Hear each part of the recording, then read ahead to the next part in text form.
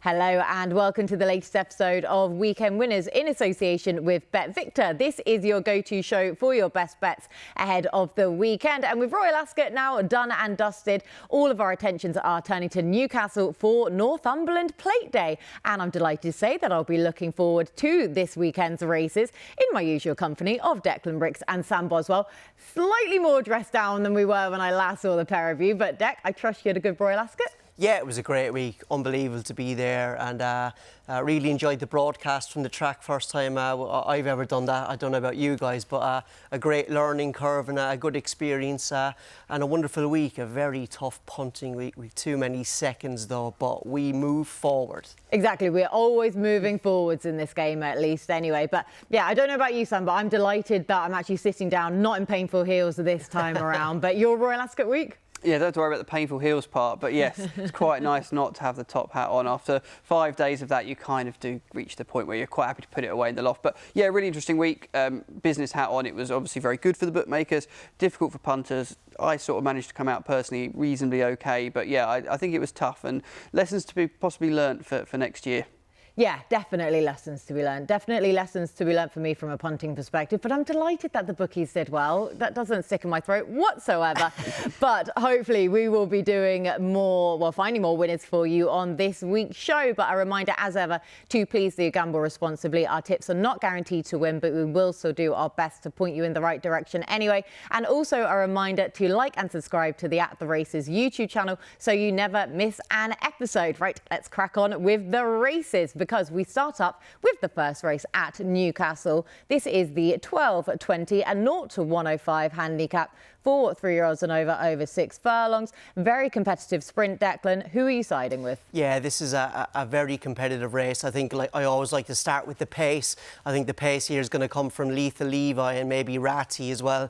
I think the two of those will go forward. Maybe Lethal Levi could get an easy lead here.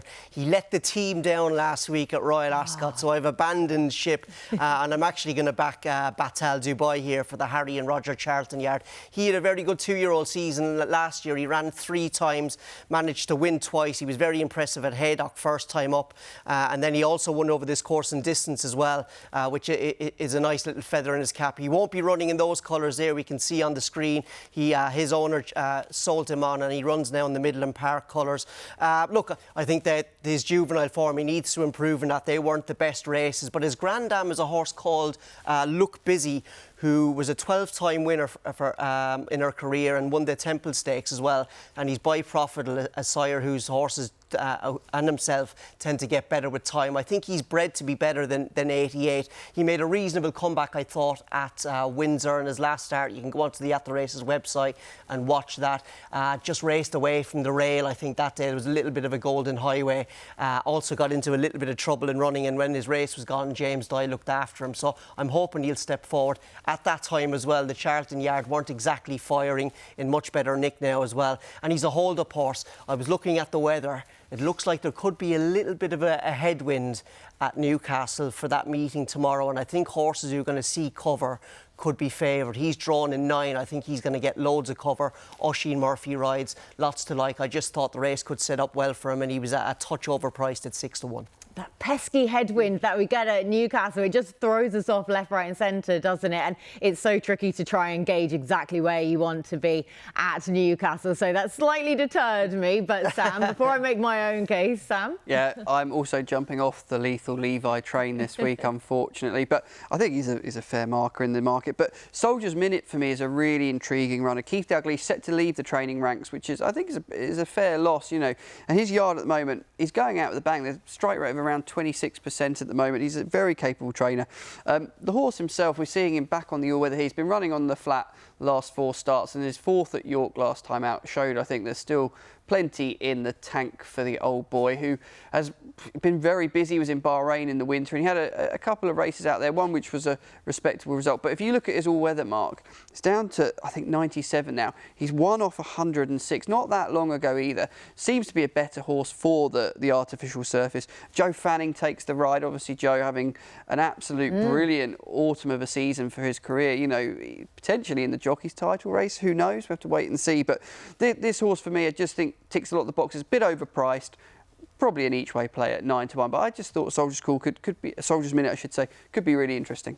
I can't believe you are both jumping off the Lethal Levi bandwagon. I'm still there. I'm still going over that cliff, unfortunately.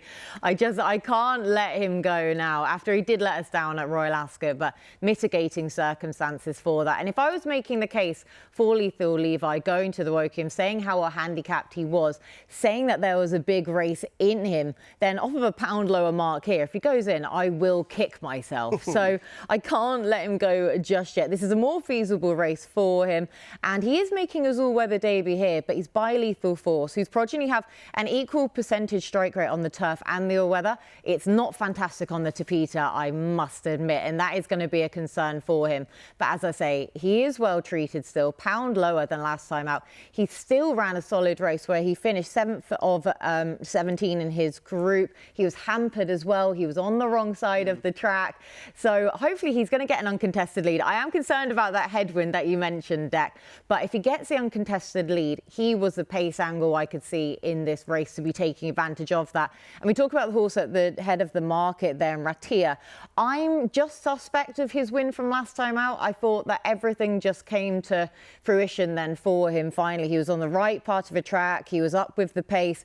I know Julie Camacho's form this season is fantastic, and I hugely respect that. But I still want to take that form with a pinch of salt instead. Side with Lethal Levi once again, but Deck. It's going to be Batal Dubai for me. And Sam? Soldier's Minute for me. Again, do let us know your own selections for Newcastle's opener in the comments section below as we move on to the next race, the second race on Newcastle's card. This is the Group 3 Chip Chase Stakes for 3-year-olds and over 6 furlongs at 12.55. Some smart sprinters here in here, Sam, but who wins it? Oh, for me, I think there's a real standout candidate in Brad the Brief, and I'm actually surprised looking at the graphic we've not made the horse at least co-favourite with Tiber Flow. Really, really like this horse. Hugo Palmer took the race in 2017, and Oisin Murphy booked a ride certainly adds to my encouragement. His record fresh is very good as well. Obviously, clearly had a couple of issues, I suspect, but 3 from 6 when running after a break, 3 wins, I should say that is as well. You know, that Curragh form as well, going back to that most recent win at a better level, is certainly very encouraging for me. One on the artificial surface at Wolverhampton, going back a bit. I appreciate that's, you know, going back to his 2-year-old days. But like I say, I just think deserves huge respect, this horse, and I think he will go off favourite. I'd be very surprised if he doesn't shorten up.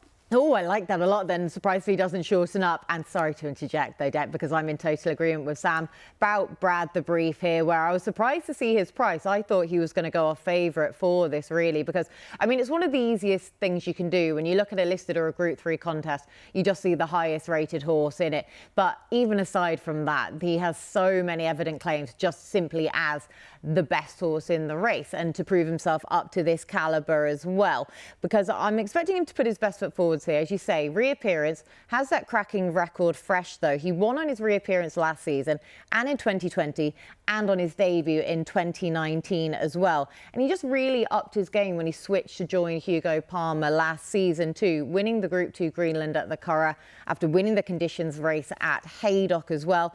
And he just wasn't up to the task of the Group 1 Sprint Stakes when on his final start, but he did lose a front shoe in that run as well. So even that I can forgive to a large extent. Hopefully he can shrug off the absence. And Hugo Palmer, we've been saying that his form maybe hasn't been there as it was last season, but when you actually look through the last couple of weeks of his horses, they have been running to form. So I'm hoping that Brad the Brief will just help to turn that properly back in the direction of the yard. So we're both with Brad, Dex.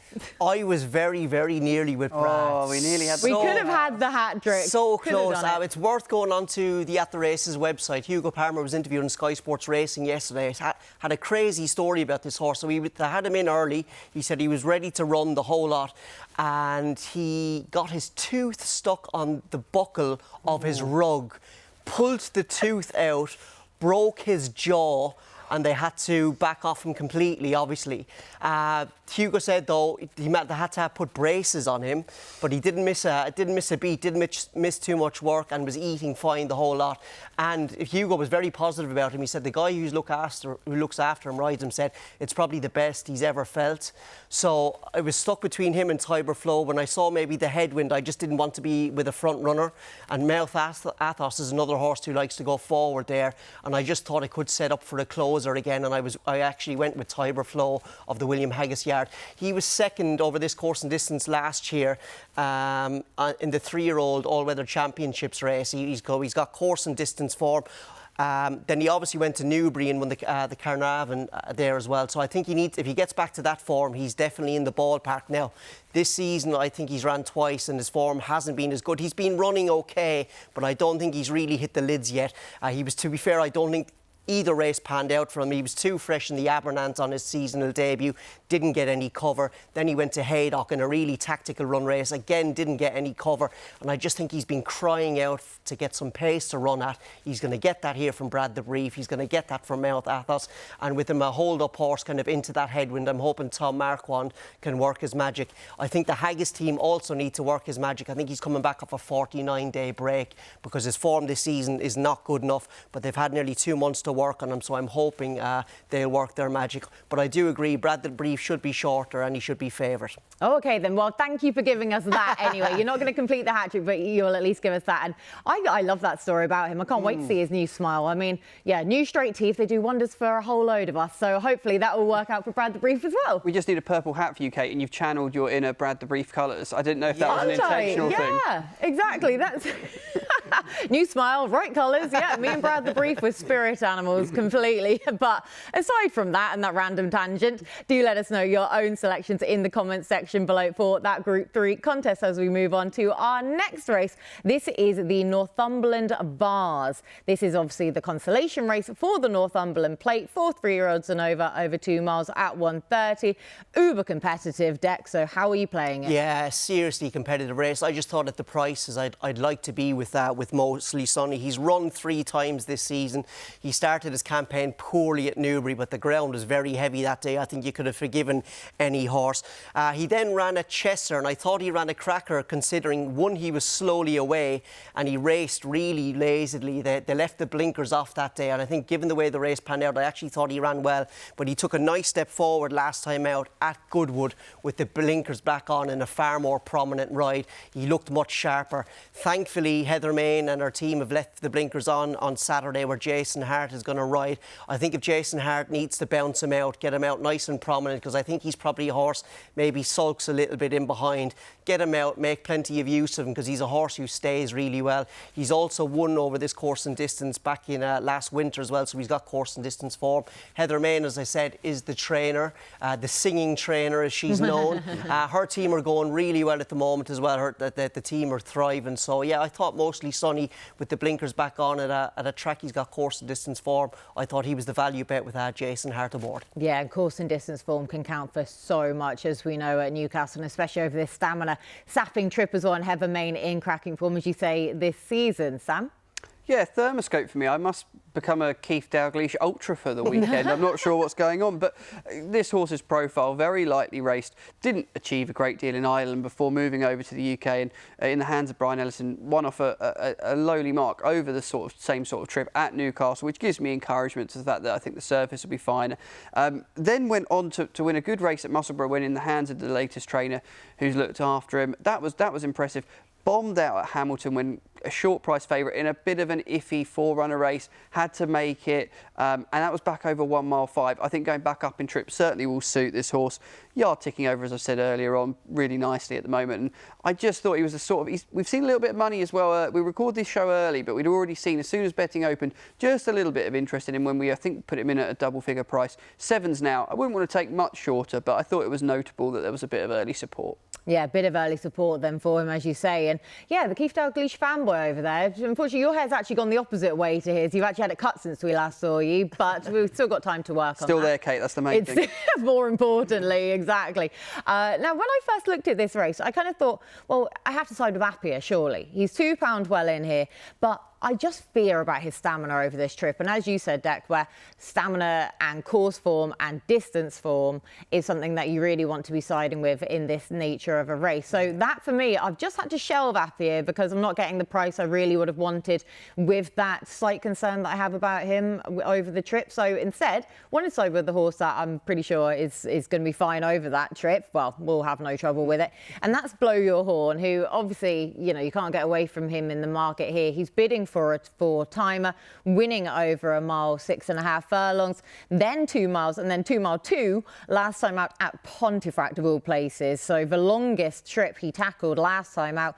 And he won with more in hand than the winning margin suggested as well, and wasn't initially expected to run here. So it is interesting that he's taken up this engagement instead of targeting another Sunday Series contest.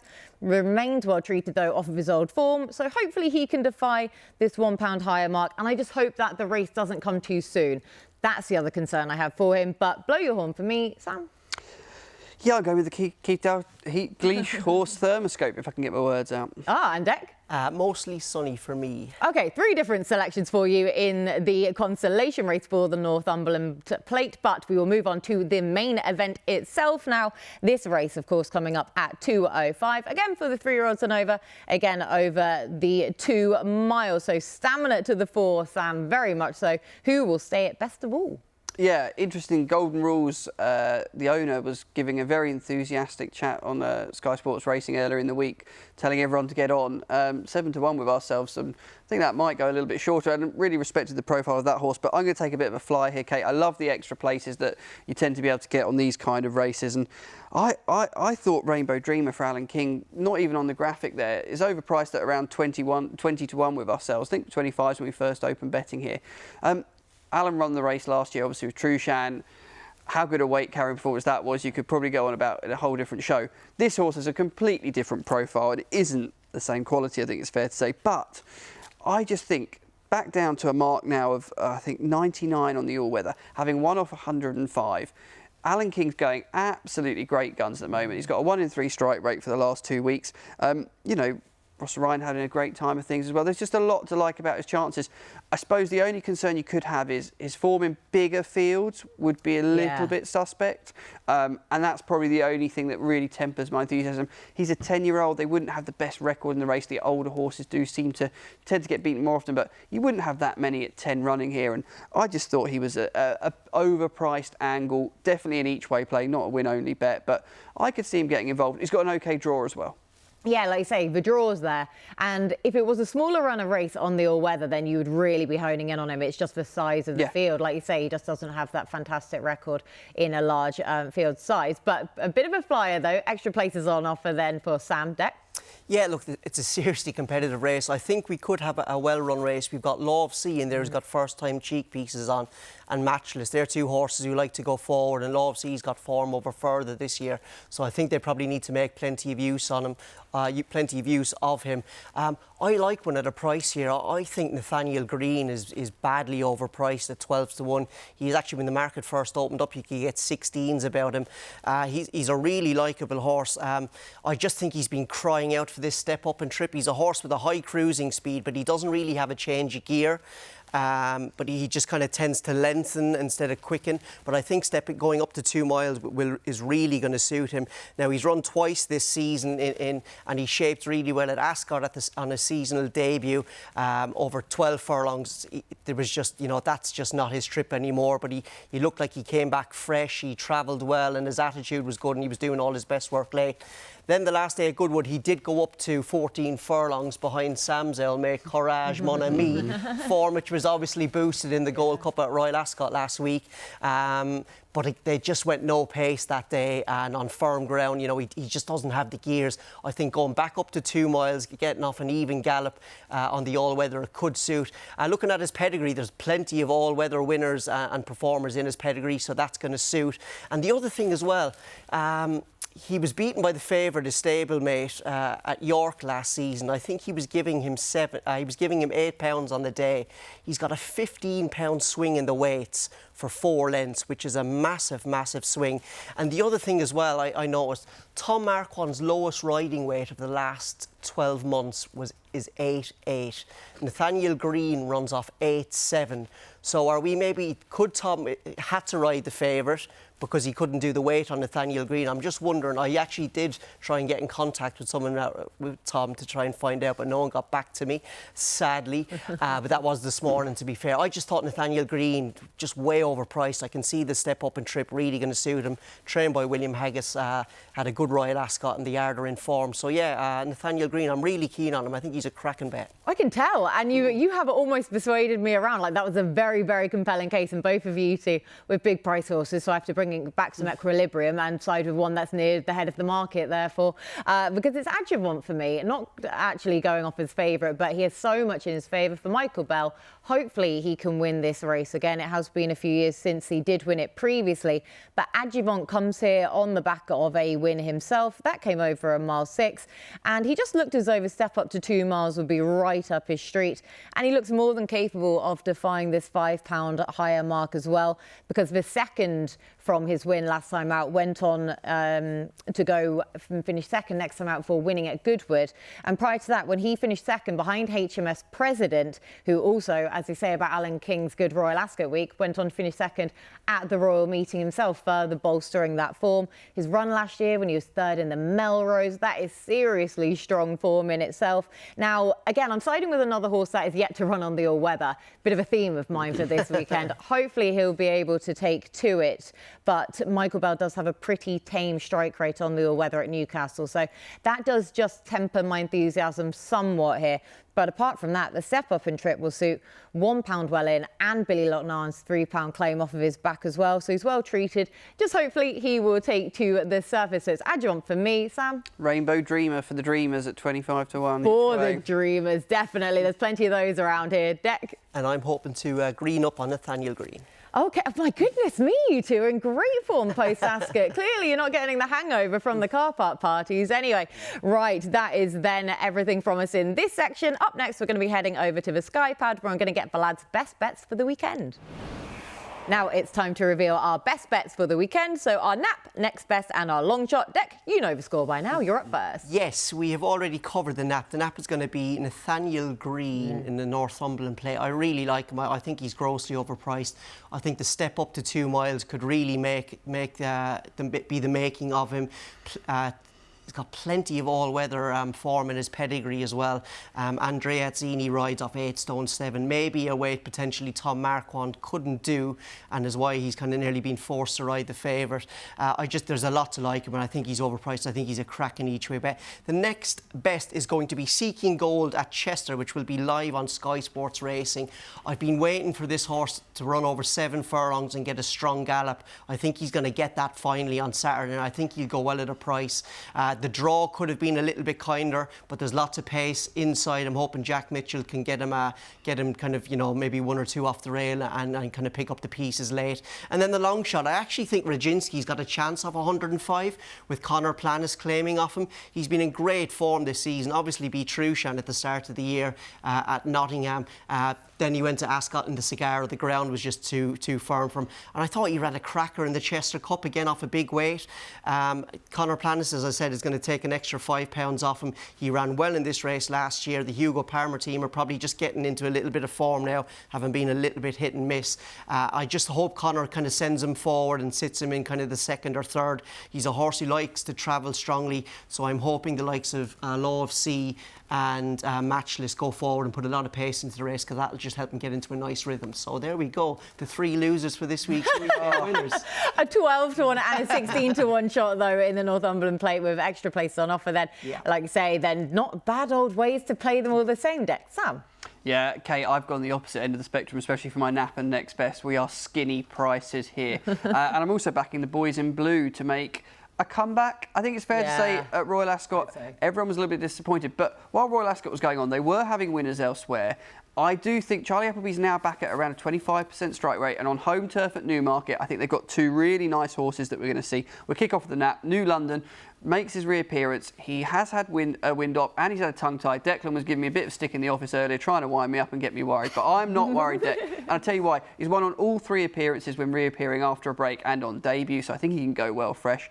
I think he's a very classy horse. Obviously, we've seen the form of the Ledger last year. Quite interesting to work your way through that. And I think he'd go off odds on because I think Star of Mystery that runs before him will win for them as well. This is a really interesting runner, I think, on the card for me at Newmarket. I know it's 5-4. She's a bit of a skinny price, but if you go back through the win last time out, 11 lengths. Yes, it was at Haydock where perhaps that distance could be a bit exaggerated, but I thought she put some fairly decent looking types well in their place. Both of them will appreciate the drying ground we should be getting at Newmarket. I know there's a bit of water put on and they had some rain, but I think come Saturday that'd be just right for both of them. And my long shot, we've already discussed Rainbow Dreamer. They're at 22-1 at time of recording. Definitely an each way play for me. Come on, Alan King. Back-to-back renewals, please. Oh, back-to-back renewals then, and another big price play then up at Newcastle. But Newmarket, though, being the main play, though, for Nap and Next Best. I am just going to go entirely to Newcastle, though, because my Nap is going to be Blow Your Horn in the 130. That is the Northumberland Vase. And hopefully he'll be able to bring up a 4-timer. He's proven stamina over these trips, unlike the second favourite, and remains well treated. And I just hope that this race doesn't come too soon for him. Then my next best is going to be Brad the Brief in the 12.55, the Group 3 Chip Chase Stakes, with the highest rated horse in the race. Not overly original from me, admittedly, but hopefully he can just prove his superiority over his rivals. Defied the 259-day absence. He has a good record fresh, and this is a drop in grade for him from facing Group 1 company when last seen. And I am also going for my long shot, 12-1 there in the Northumberland Plate, calling the win. He ran a cracker to finish second in the Ascot Stakes at Royal Ascot last time out, behind a horse with no name. Prior to that, he wasn't beaten far in the aforementioned Chester Cup, where he just was suited by being stepped up in trip last time out as well. And he's just such a consistent, such a likeable type, where I'm expecting him to give his running and to run into a place. So they are my own 3 best bets for the weekend. That is everything from us on this week's show. A big thank you to Dec and to Sam for all of their hard work as per usual. A big thank you to you at home for watching and for getting involved with the show. A reminder that you can watch all of Newcastle's action live on Sky Sports Racing, and we'll be back with you again next week.